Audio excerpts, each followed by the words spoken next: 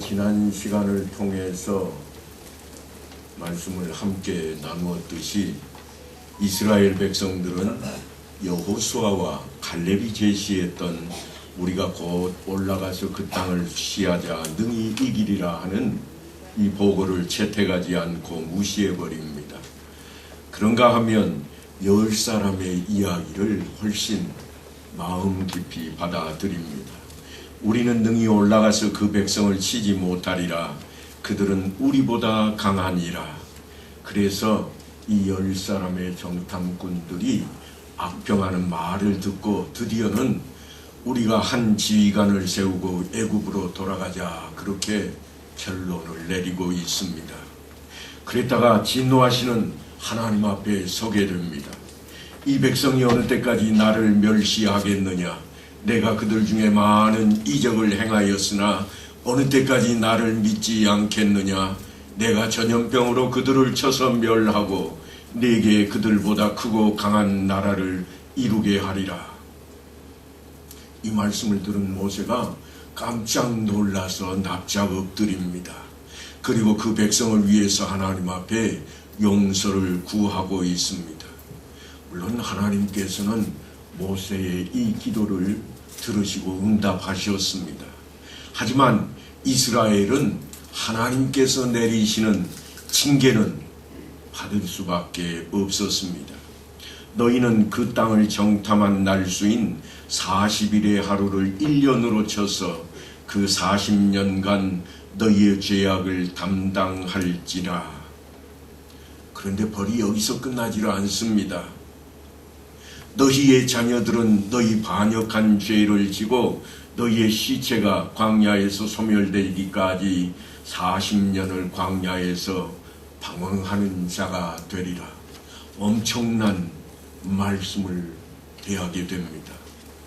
그들만 광야에서 죽고 끝나는 것이 아니라 그들의 자녀들마저 부모의 죄를 짊어지고 광야에서 유리하고 방황하게 될 것이라고 하는 말씀입니다.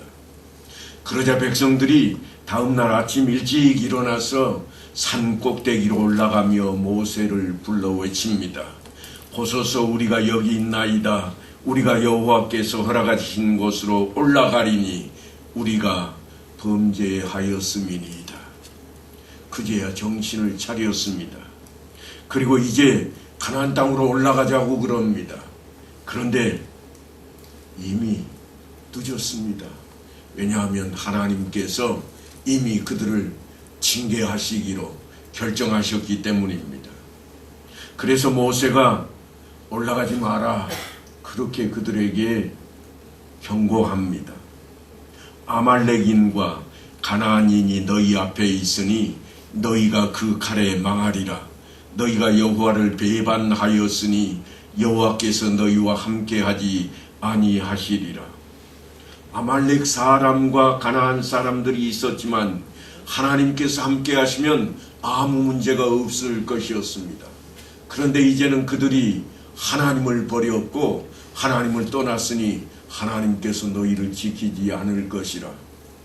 그러니 너희는 올라가지 마라. 올라가면 저들의 칼날에 너희가 패할 것이라. 이게 모세가 그들을 향해 외쳤던 이야기입니다. 그런데도 불구하고 그들은 언약궤와 모세를 뒤로 하고 산 꼭대기로 올라가기 시작했습니다. 그러다가 끝내는 혼비백산하며 호르마까지 쫓겨나 버리고 맙니다. 일이 있고 난 후에 하나님께서 모세에게 하신 말씀입니다. 이스라엘 자손에게 말하여 이르라. 너희는 내가 인도하는 땅에 들어가거든 그 땅의 양식을 먹을 때에 여호와께 거제를 드리되 너희의 처음 익은 곡식가루 떡을 거제로 타작마당에 거제같이 들어드리라.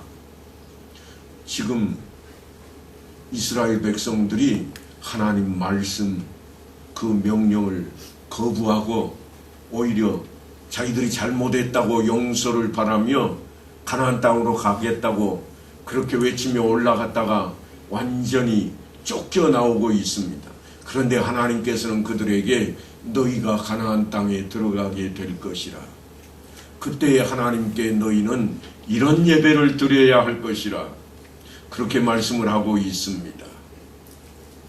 이스라엘 백성들에게는 하나님 앞에 나서야 할 절기가 3개가 있습니다. 그걸 우리는 3대 절기라 그러는데, 이 절기는 6월절로부터 시작이 됩니다. 하나님께서 이스라엘 백성들을 저 애굽 땅에서 건져내실 때에 10번째 재앙, 장자의 죽음을 맞는 그날 이스라엘 백성들에게 하신 말씀이 있습니다. 그게 뭐냐 하면, 이 밤에 양의 피를 문설주와 문인방에 바르는 가정은 장자가 살아남을 것이라. 그리고 너희는 그 밤에 가만히 있지 말고 옷을 다 차려입고 신발도 신고 급하게 음식을 먹되 고기를 구워서 먹고 쓴 나물을 먹고 그리고 떠날 채비를 하라. 그렇게 해서 이스라엘 백성들은 애굽 땅을 떠나게 됩니다. 그런데 하나님께서 그때를 그들에게 절기로 삼으라 말씀합니다. 바로 이때를 한 해의 첫 달로 삼으라. 우리식으로 말하면 정월달로 삼으라, 그런 이야기입니다. 1월달로 삼기는 하되 그들이 언제 출발하게 되었는가 하면 19날 저녁에 출발을 하게 됩니다. 그러니까 19날 저녁이 우리식으로 하면 하루가 끝나는 날이겠지만 그들의 계산법으로는 새로운 하루가 시작되는 날입니다. 그날이 언젠가 하면 우리식으로 하면 만월, 달이 가득 차오른 그러한 때입니다. 그래서 그 밤에 그들이 잠잠히 하나님의 사자가 온 애굽 땅에 저주의 불씨를 들고 돌아다니면서 장자를 또한 초태생 짐승들을 다 죽이고 있을 때에 그들은 잠잠히 출발할 준비를 하고 음식을 취하고 또한 옷을 정갈하게 갈아입고서 출발 준비를 하고 있다가 바로 그 다음 날인 이제 새로운 날, 새롭게 우리식으로 하면 다음 날이지만 그들은 그날입니다. 해가 저물 때로부터 시작해서 그 다음 날 해가 지기까지가 하루이기 때문에 바로 그날 해가 뜨기 시작하자 출발을 하게 되었습니다. 하나님께서는 이날을 그들에게 귀하게도 절기로 지켜서 하나님 앞에 영광을 돌리라, 그렇게 말씀을 합니다. 그래서 이 6월절은 언제로 정해 놓았는가 하면 물론 유대인들의 절기와 우리와 조금 시차가 있습니다. 왜냐하면 우리나라에 떠오르는 달과 유대인들이 살고 있는 히브리 지역에 떠 있는 달은 시차가 다릅니다. 우리가 태양을 맞고 있는 이 시간에 그쪽은 아마도 캄캄한 저녁 때쯤 될 겁니다. 시차가 다르기 때문에 또한 지구가 살짝 기울어져 가지고 자전을 하기 때문에 달이 우리가 사는 곳을 지나가는 정통으로 한가운데 있는 때 그들도 정통으로 한가운데 있다고 볼 수가 없습니다. 그러니까 혹시라도 제가 설명드린 이 내용을 듣고 목사님 제가 성지 순례로 갔더니 이스라엘 땅에 갔더니 아니 6월절이 아닙니다, 그러실 수 있습니다. 우리가 계산하는 법과 그들이 계산하는 법이 다르고 유대주의자들은 자신들의 유대력에 따라서 계산을 하지만 우리는 다분히 우리가 가지고 있는 종교력을 따라서 계산을 합니다. 우리가 가지고 있는 종교력은 어떤 것인가? 미국 땅에 살고 있는 선교사들이 주로 이 땅에 들어와서 복음을 증거했고 그들이 가지고 있는 법을 우리가 받아들이다 보니까 우리의 절기와도 상당히 맞지 않는 절기를 지키기도 합니다.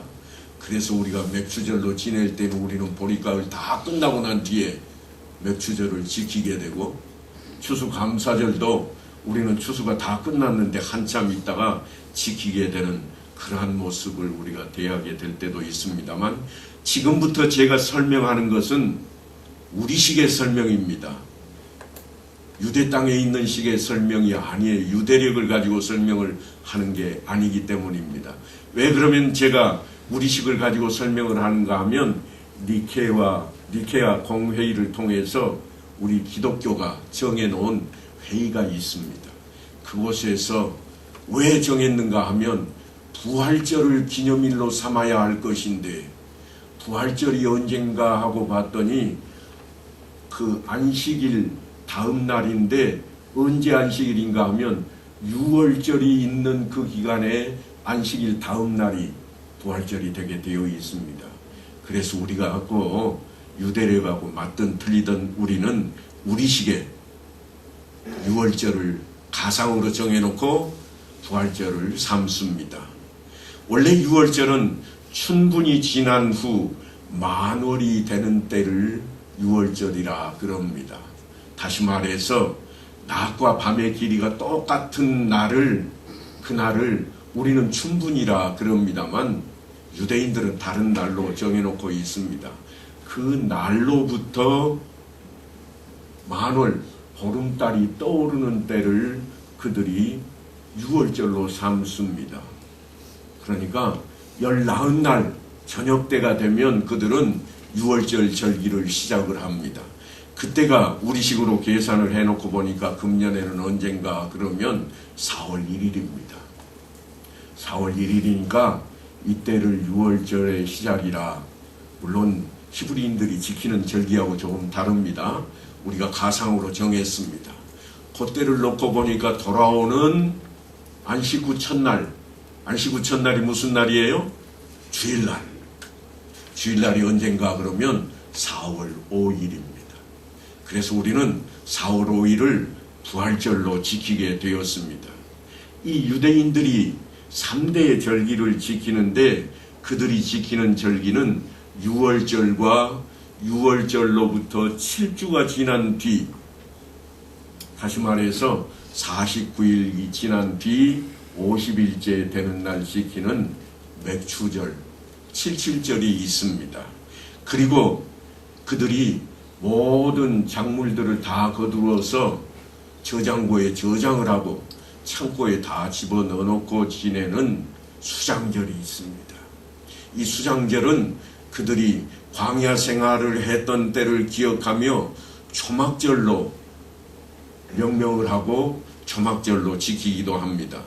그러니까 이 3대 절기는 6월절과 맥추절 그리고 초막절인데 6월절은 이스라엘 백성이 애굽에서 해방된 구원의 날을 기념하는 명절이요.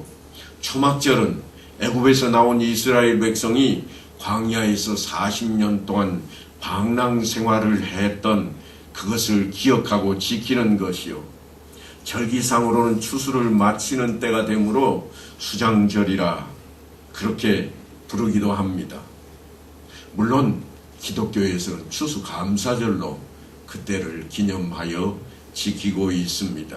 그리고 맥추절은 광야 생활을 마친 이스라엘 백성들이 가나안 땅에 들어간 후에 첫 곡식을 추수하여 하나님께 제사를 드리는 감사절입니다.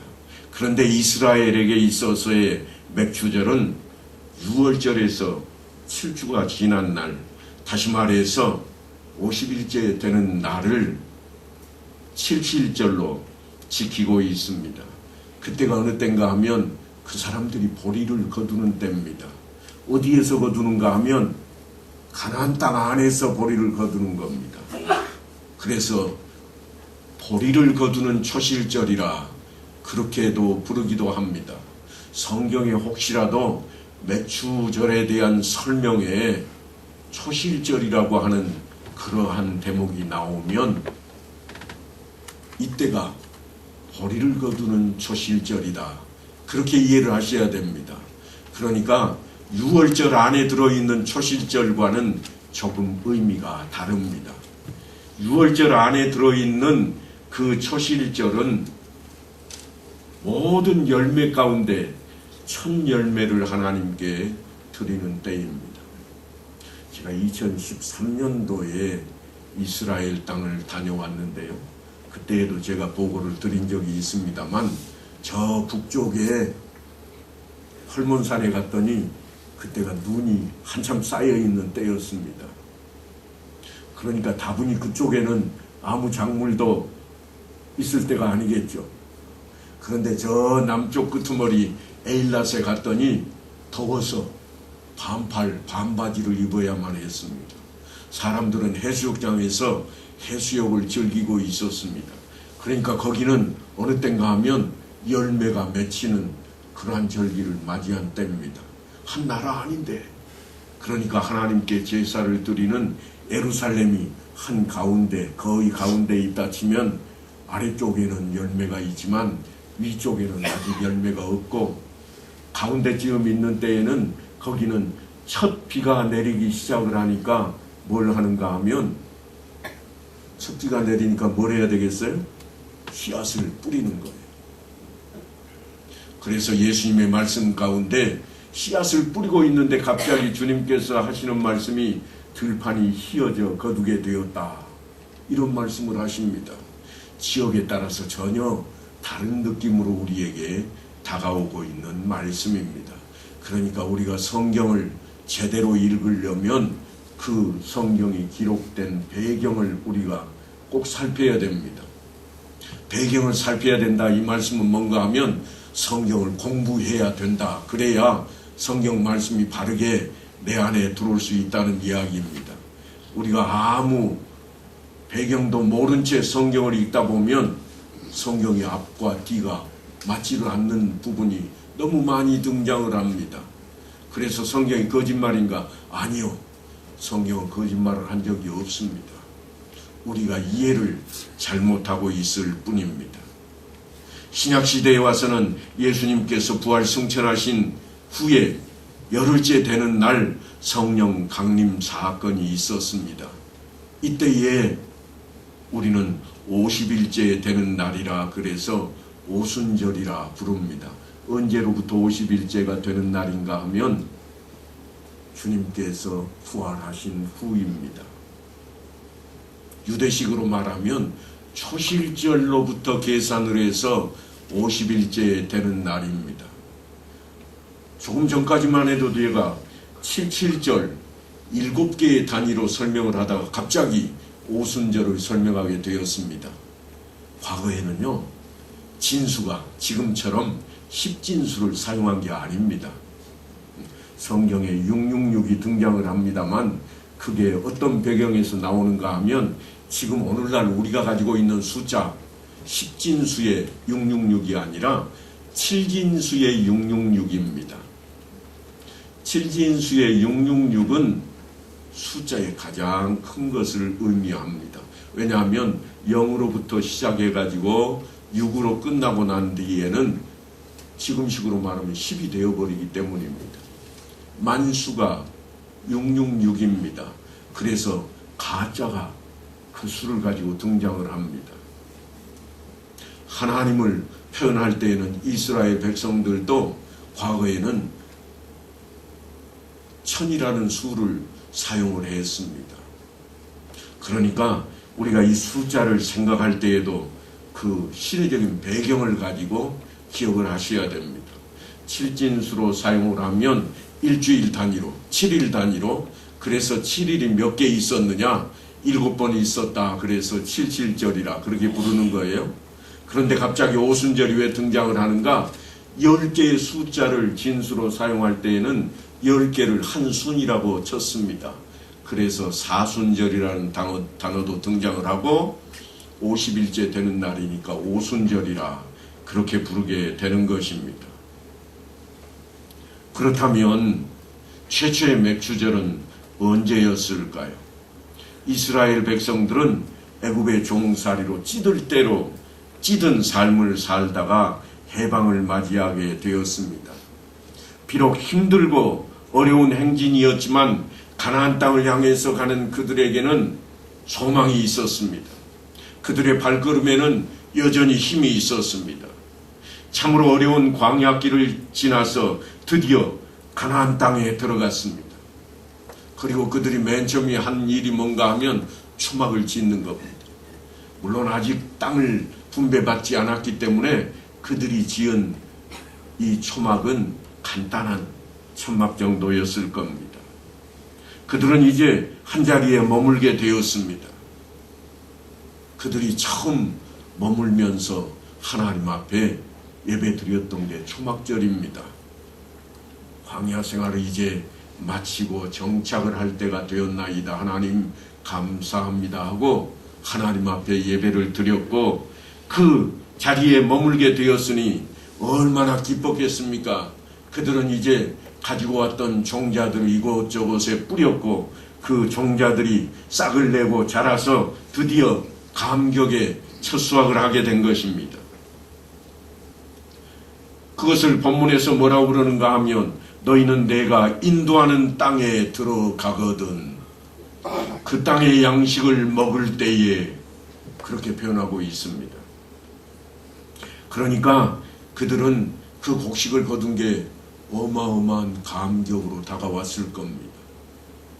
그것이 다름 아닌 그 감사절기가 칠칠절이요 또한 우리가 흔히 사용하고 있는 맥추절이라 하는 그러한 때입니다. 물론 우리가 지내는 맥추절은 이들의 절기와 동일하지 않습니다. 우리는 미국식의 맥추절을 지내고 있습니다. 그러니까 부활절로부터 시작해서 7주가 지난 뒤에 사실은 맥추절을 지켜야 할 것인데 우리는 그렇게 지키고 있지는 않습니다. 7월 첫 주에 우리는 맥추절도 지키고 추수감사절인 수장들도 사실 우리는 11월 달에 지키고 있습니다. 이게 우리와 유대인들과는 조금 다른 내용입니다. 이스라엘 백성들은 하나님의 능력으로 요단 동편에서 헤스본 왕 시온과 바사랑 옥을 가볍게 무찔러 버렸습니다. 그들은 전쟁의 용사들이었음에도 불구하고 아주 가볍게 그들을 처단하고 요단강에 도착할 때 하나님께서 그들에게 아주 놀라운 기적을 체험하게 하십니다. 하나님께서는 요단을 가르시고 건너는 기적을 베푸셨는데 이 일로 인해서 이 유대인들은 정말 신이 났을 겁니다. 승승장구하며 진군을 하고 있었습니다. 홍해를 건넜고 광야를 지나서 모압 평지를 통과했고 그리고 요단강도 건너게 되었습니다. 당시에는 요단강이 범람하는 때입니다. 요즘은 성지순례 가면 요단강이 그저 조그마한 개천의 강처럼 보이고 있지만 이것은 저들이 물을 관리하느라고 갈릴리 호수에서 막아버려서 그렇습니다. 농사를 짓기 위해 그 물을 뽑아다 사용하느라고 막아서 그렇고 예전에 성경이 기록된 당대에는 범람할 때에는 물이 많아서 지금도 그 계곡에 가면 물이 흘렀던 자국들이 남아있을 정도입니다. 그런데 그들이 그 강물이 멈추는 기적을 목도했습니다. 그러니 하나님이 함께 하시는 것이 얼마나 그들에게 힘이 되었고 그들에게 용기 백배했겠습니까? 그래서 새로운 힘을 가지고 백성들이 외칩니다. 이제 여리고성을 향해서 나아갑시다. 여호와 하나님이 우리를 도우십니다. 이제 가나안이 우리들의 것이 될 것입니다. 바로 그때 하나님께서 여호수아를 통해서 이스라엘 백성들에게 한 말씀을 던지십니다. 그게 뭔가 하면 너희는 세상에 구별되거라 하는 것이었습니다. 너는 부싯돌로 칼을 만들어 이스라엘 자손들에게 다시 할례를 행하라. 진군이라고 외쳤던 백성들에게 청천벽력과 같은 외침입니다. 왜냐하면 이들은 지금 싸우러 전쟁터에 나가야 됩니다. 가나안 땅에 전에 보고를 들었지만 아낙 자손들이 살고 있고 군사가 막강하며 또한 그들은 키가 클 뿐만 아니라 성문도 아주 단단했다고 하는 보고를 들어왔던 터였는데 하나님께서 할례를 안 합니다. 할례를 하면 그들은 적어도 수날 동안은 움직일 수 없는 장정들이 되어버리고 맙니다. 이게 무슨 말씀입니까? 이제 여리고성을 무너뜨릴 수 있는 힘이 있는데, 지금 진군을 해야 할 것인데, 지금 가면 이길 수 있는데, 사기가 충천한데 하나님께서 진군을 멈춰라, 그리고 산으로 올라가라, 그곳에서 할례를 행하라 명령하십니다. 홍해를 건너고 40년 광야 생활을 참고 견딘 것이 무엇이었는가 하면 하나님의 말씀 한마디였습니다. 그게 무슨 말씀인가? 젖과 꿀이 흐르는 가나안 땅을 내게 주리라. 이제 눈앞에 훤히 보입니다. 아, 저곳 우리가 가면 차지할 수 있겠다. 우리가 믿기만 하면 하나님께서 주시는 땅이 아니더냐. 예전에 이스라엘 백성들이 가데스 바네아에서 하나님을, 그 말씀을 무시했다가 당했던 그 전철을 이들은 잘 알고 있습니다. 뿐만 아니라 40년 동안 훈련을 거듭했습니다. 하나님께서 함께 하시면 무슨 일이든지 다 이루게 되실 것을 확신하는 그러한 백성으로 변화되었습니다. 그런 그들 앞에 이제 할례를 행하라고 하니 백성들이, 하나님, 이것이 하나님 뜻이 맞습니까? 이것이 정말 하나님의 뜻입니까? 전쟁은 경계하는 것이 필수인데 하나님, 전쟁을 시작하는 우리에게 왜 할례를 행하려고 하십니까? 이것은 너무나도 무모한 일입니다.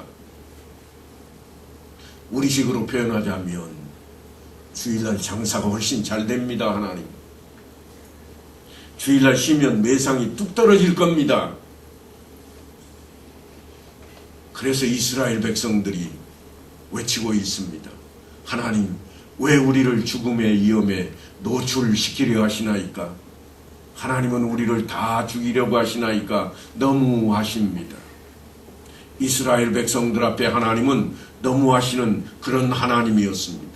하지만 이스라엘 백성들에게 멈추라, 내가 너희에게 할례를 행하리라, 이 말씀 속에 하나님의 관심과 사랑과 깊은 애정이 담겨 있는 것을 우리는 바라봐야만 할 것입니다.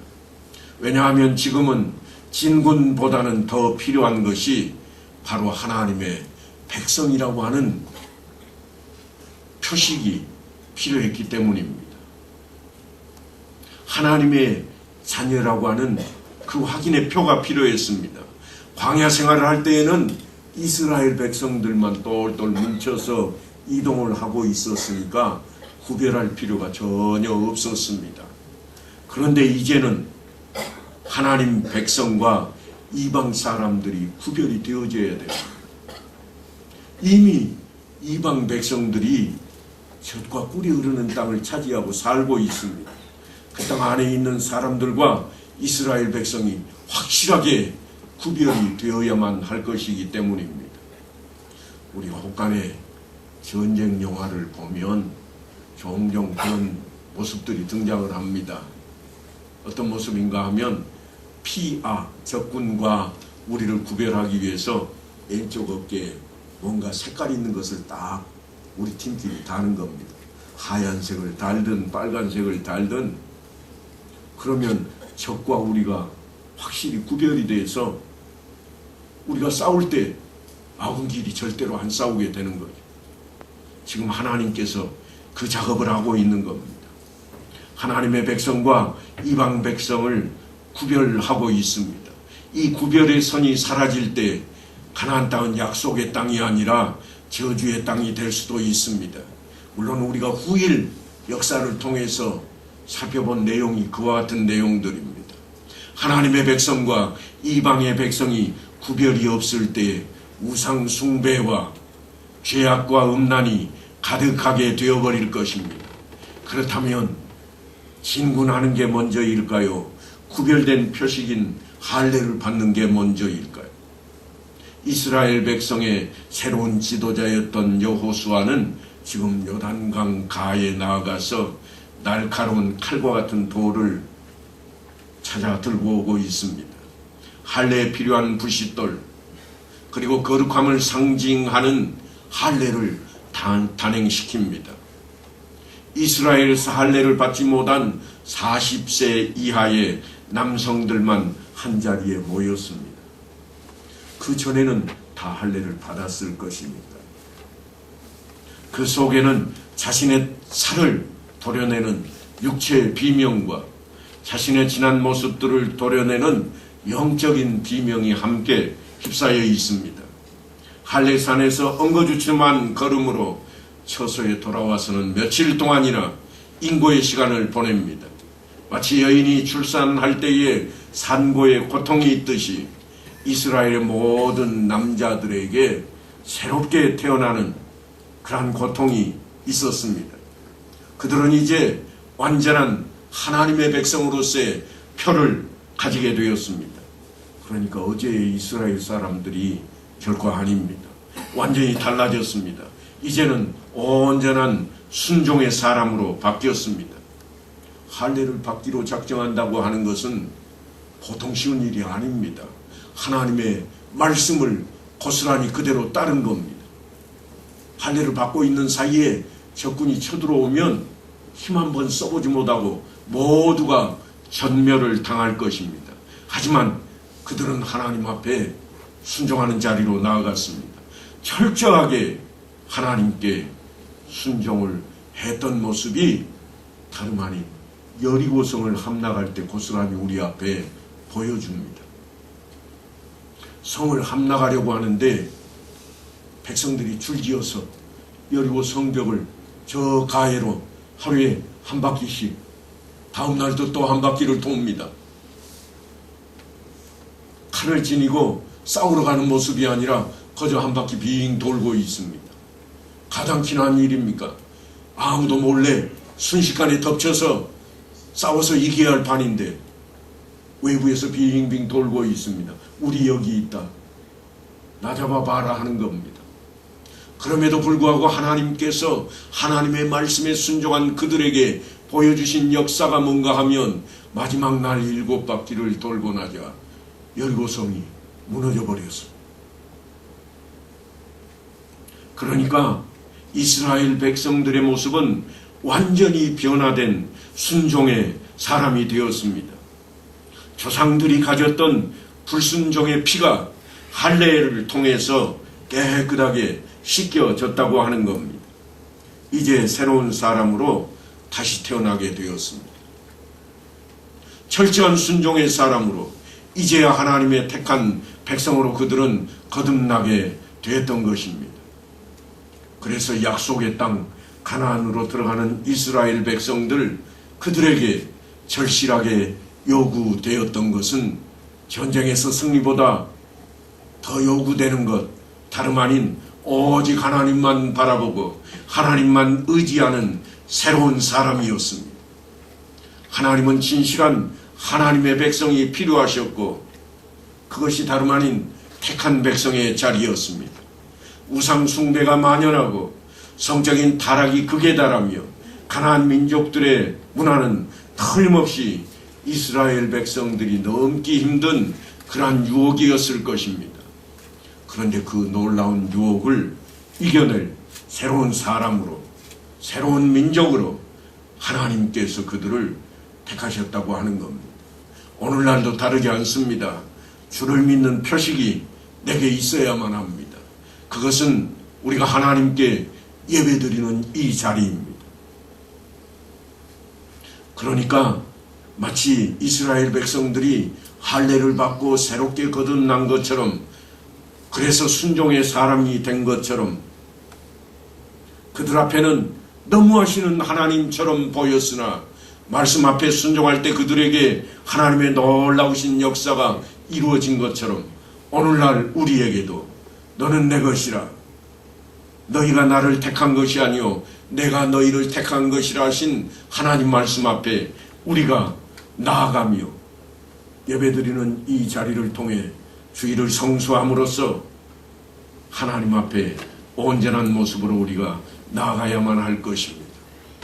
모세와 함께 출애굽했던 이스라엘 백성들 가운데에 하나님 앞에 불평하다가 기적을 체험하고도 능력을 행하고도 요단강을 건너지 못한 사람들이 있었습니다. 하지만 주님께서 병자들을 고칠 때 하신 말씀이 있습니다. 그게 뭔가 하면 내 믿음대로 될지어다. 오늘날 우리에게 주시는 아주 귀하고 귀한 말씀입니다. 내가 주를 믿나이다 하고 고백하고 나아갈 때 하나님께서는 우리를 붙드시고 인도하실 것입니다. 아직 맥주의 절기가 우리 앞에 다가오지는 아니했습니다만 이스라엘 백성들이 첫 작물을 거두며 하나님께 영광을 돌렸던 그 자리에 오늘날 우리의 마음이 함께함으로 우리가 하나님 앞에 온전히 주의를 성수하며 마음의 할례를 받고 온전히 구별된 모습으로 하나님 백성됨을 드러내는 우리 모두가 될 수 있게 되기를 간절히 축원합니다.